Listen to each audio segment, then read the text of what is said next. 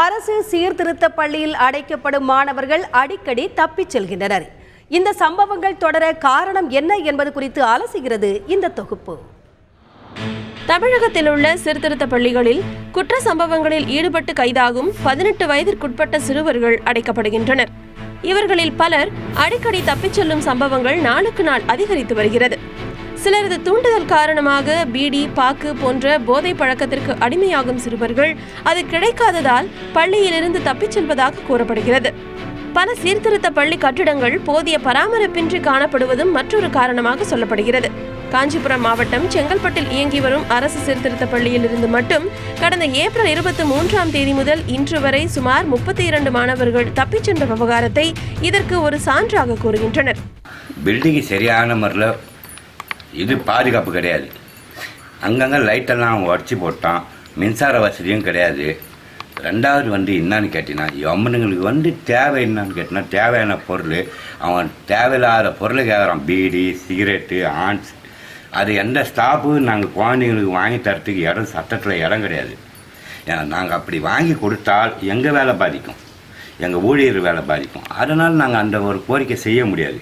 அது கொடுக்கலான்றதுக்காக இருக்கிறதுல என்னென்ன செய்யணுமோ அவ்வளோ அட்டகாசமான. சீர்திருத்த பள்ளியிலிருந்து சிறுவர்கள் தப்பிச் செல்வதை தடுக்க, அவற்றை பராமரிக்க அரசு நடவடிக்கை எடுக்க வேண்டும் என்கின்றனர் சமூக ஆர்வலர்கள்.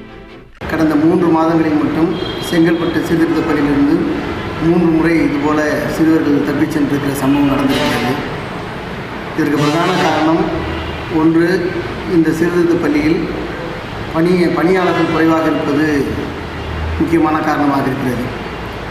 இரண்டாவதாக, பணிபுரியும் ஊழியர்கள் கூட மது போதைக்கு ஆட்பட்டு அவர்கள் பகலிலேயே மது அறிந்துவிட்டு அவர்கள் தூங்கிவிடுவதால் சிறுவர்கள் சுலபமாக தப்பிச் செல்வதற்கான வாய்ப்பாக அமைந்துவிடுகிறது.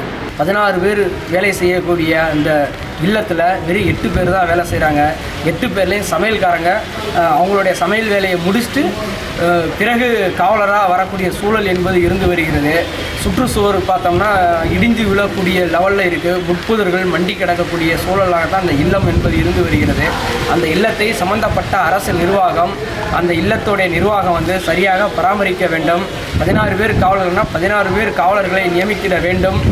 அத்துடன் சீர்திருத்த பள்ளியிலிருந்து சிறார்கள் தப்பி ஓடும் சம்பவம் இனி நடைபெறாமல் இருக்க தேவையான முன்னெச்சரிக்கை நடவடிக்கைகளை எடுக்க வேண்டும் என்றும் அவர்கள் வலியுறுத்துகின்றனர்.